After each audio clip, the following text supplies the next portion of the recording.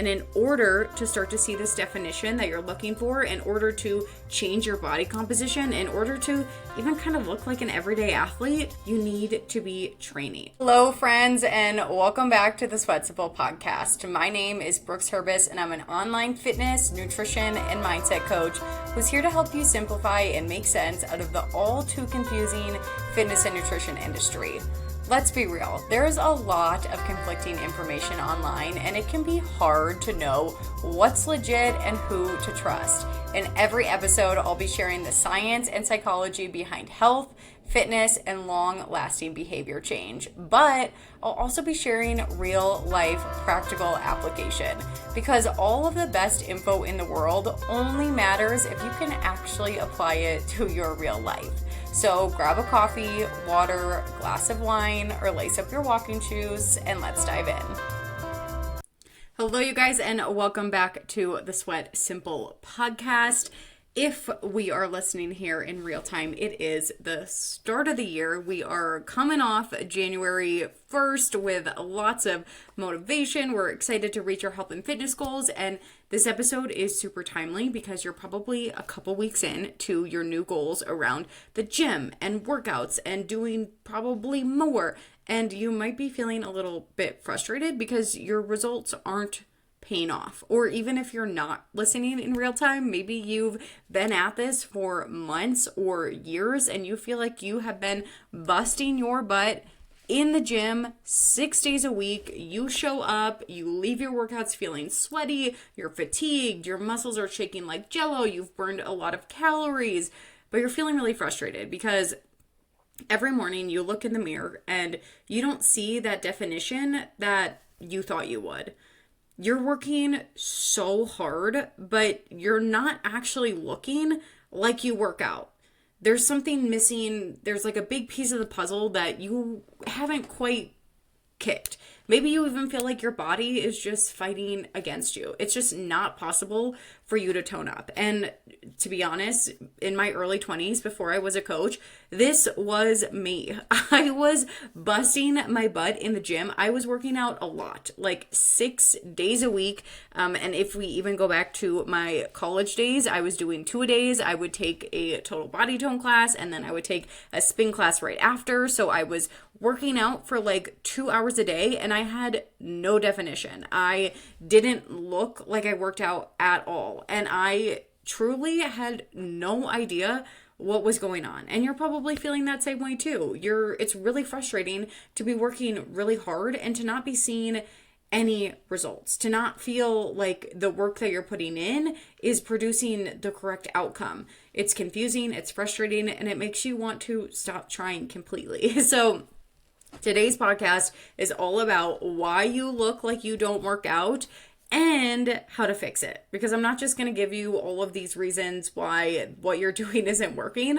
I want to tell you how to actually go about things differently so that you can start to look like you work out moving forward. So there are really a few different reasons why you look like you don't train, even when you are working overtime in the gym. And I say that really purposefully, because if we are just working out, and which really means just doing random exercises and just showing up and moving our bodies and probably trying to like burn a lot of calories, that is not training. And in order to start to see this definition that you're looking for, in order to change your body composition, in order to even kind of look like an everyday athlete, you need to be training. And what I mean by that is you need to be following a strength training program. Using weights in your workout is not the same thing as training. And doing these random workouts like we talked about is totally fine if your overall goal is just to be healthy and get some movement in. I fully support that. I love group fitness classes. I love that you want to be a Pilates girl. I love going on hot girl walks. I love that you're trying these different random workout programs that you see that give you a different workout every single day or every single week. If you just want to show up and be healthy and move your body, those are all great options. But if you want to tone up, you're going to need to build muscle. And in order to build muscle, you need to be following a strength training program. Those group fitness classes, those app programs that are changing every day or every week, those workouts that you're randomly throwing together based off things you saw online, those are typically not structured programs. They're not built for progressive overload. They're not really built to help you build muscle in the most effective way. You may eventually start to see some tone. You may eventually start to see some definition, but it's going to take a heck of a lot longer than if you were following a strength training program. And what I mean by that is you need a structured training program rooted in progressive overload. Your muscles want repetition. They want to see the same exercises over an extended period of time. And progressive overload is really just a fancy way of saying that you're adding additional stimulus to your muscles over time to make the exercises more difficult. In order to grow bigger and stronger, your muscles need to know that you're trying to do something different. So progressive overload is that stimulus, that signal to your muscle like, hey, I'm trying to do a little bit more here. I'm trying to do something that's a little bit harder. So you need to grow and change and adapt in order to do that, in order to get me to this next point. If you are showing up and doing random exercises every single week, I'm sure you could start to understand how your muscles are getting confused and they're like, this is all different. I don't know how I'm supposed to know when I'm supposed to grow and get stronger because there's no base. There's no foundation. So we really want to be doing the same sets of exercises over an extended period of time while adding stimulus as the program goes on. So that stimulus could look like adding more weight to the exercise. So let's say you're programmed for 3 sets of squats for 8 reps and you're currently using 50 pounds for that.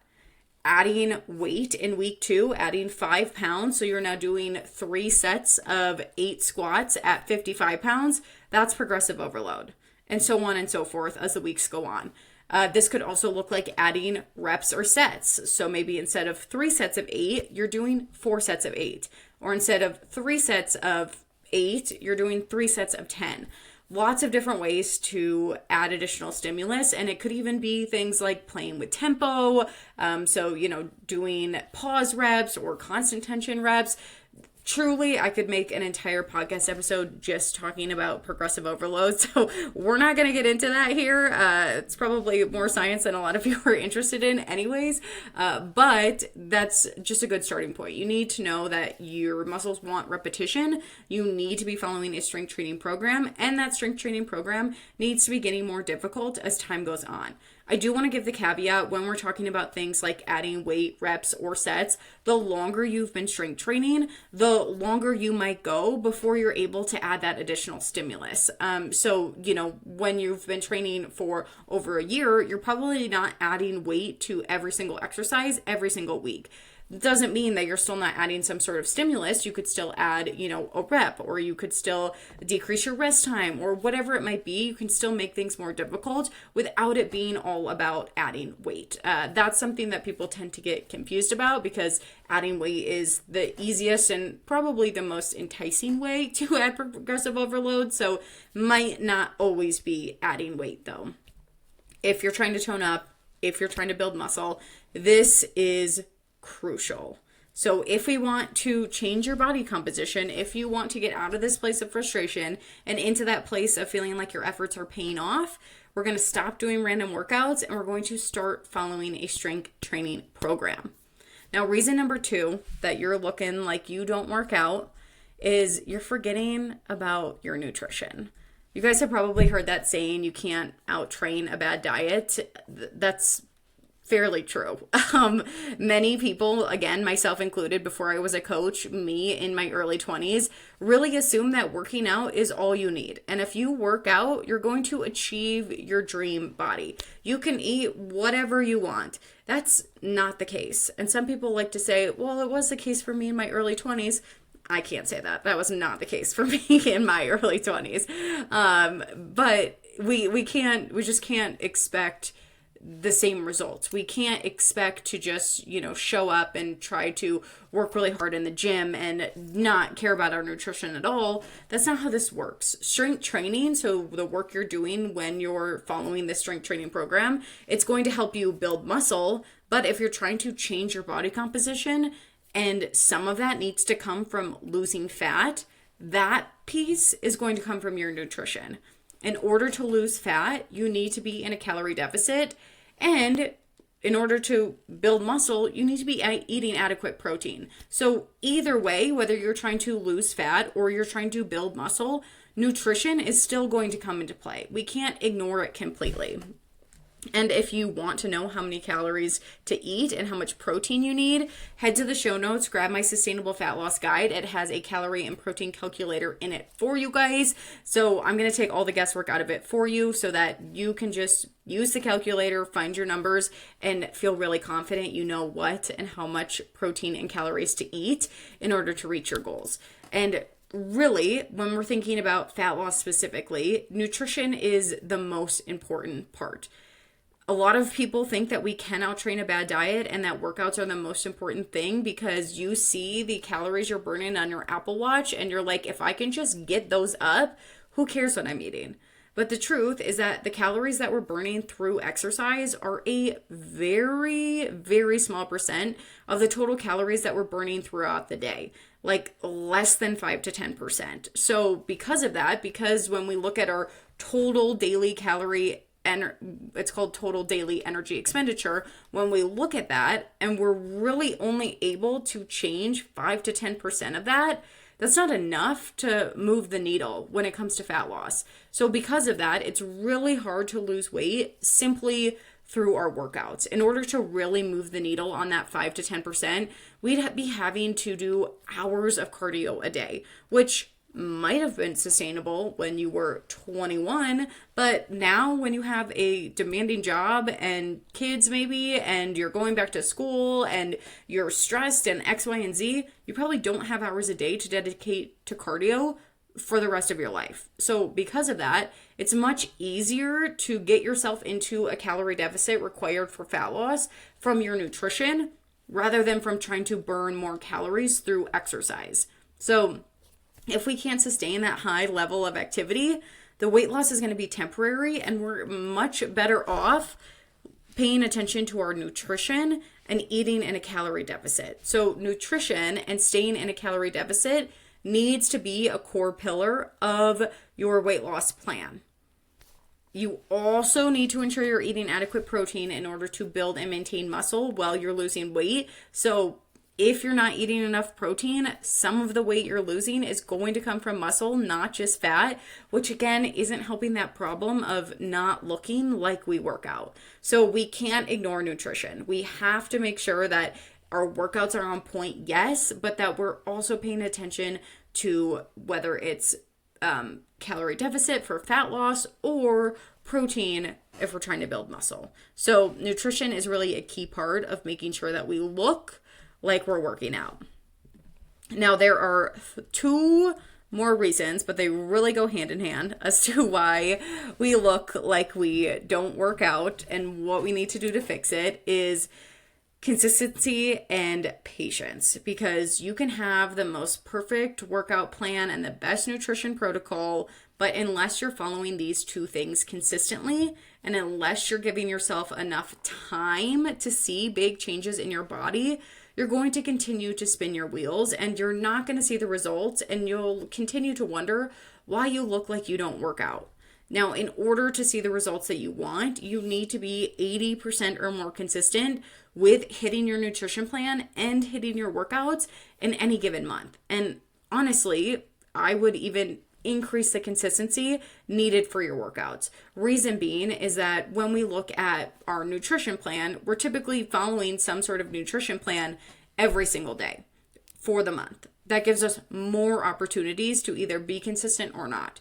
With our workouts, we're not working out every day. Most really solid strength training programs are 3 to 4 days a week. So if we're only being 80% consistent on 3 to 4 days a week, that's really not all that consistent at all. So for your workouts, really try to increase that consistency, follow that as best you can, and then aim for 80% consistency when it comes to your nutrition protocol. Anything less than that, anything less than 80% with your nutrition, and anything less than, let's say, 90% with your workouts for any given month, that's enough to make it feel like you're working your butt off like you are right now, but without actually moving the needle on your progress. So if you're going to go all in on this, if you want to change your body composition and you want to start looking like you work out, go all in. Don't give that C+ effort of kind of being consistent, because you're going to stay stuck and you're going to stay frustrated and you're going to keep getting C results. If this is something you want, really commit to it and make sure that you're dedicating the level of consistency that you need in order to see the results that you want. That's going to get you out of this place of feeling frustrated and feeling like you're putting in the work to a place of actually feeling like you're doing the work and you're getting the results. Now, along with that level of consistency, it is so important to remember that building muscle and losing fat, and specifically changing your body composition, takes time. It takes a lot of time. Ask anyone who has been training for a while. It takes a lot of time to build significant muscle. And it's going to take a lot longer than you're probably thinking right now to really see substantial changes in the mirror. So if you're serious about changing your body composition, you really need to be in this for the long haul, and you need to commit to slow and steady change. So be patient, stay consistent, and really don't allow yourself to get distracted by those quick fixes, because I know it's tempting. I know it's easy to do, but trust the process and know that if you want to really make big changes with your body composition, it does require some time and it requires some consistency. So to pull this all together, if you are feeling right now like you don't look like you work out, 1, make sure you are following a strength training program. 2, we can't forget about our nutrition. If we need to lose weight, we need to be in a calorie deficit. If we need to build muscle, we need to be focusing on protein. And with our training program, with our nutrition, we need to make sure that we're being consistent with it. And finally, we're being patient. We're giving ourselves and our body the time to make these changes. So thank you guys so much for tuning in. I so appreciate you guys being here and listening every single week. If you haven't already, or even if you had, I wouldn't mind another one, leave a review or share this episode on your stories. I pick one person every single month to win a 60-minute nutrition and fitness audit with me. We're going to take all the guesswork out of this programming for you so that you can start to understand what you need to do moving forward in order to be successful. So leave a review, share this episode on your stories for a chance to win one of those. Next week, we are going to be talking about what to do if you know what to do, but you can't seem to get yourself to do it. Thank you guys so much for being here, and I will talk to you next week.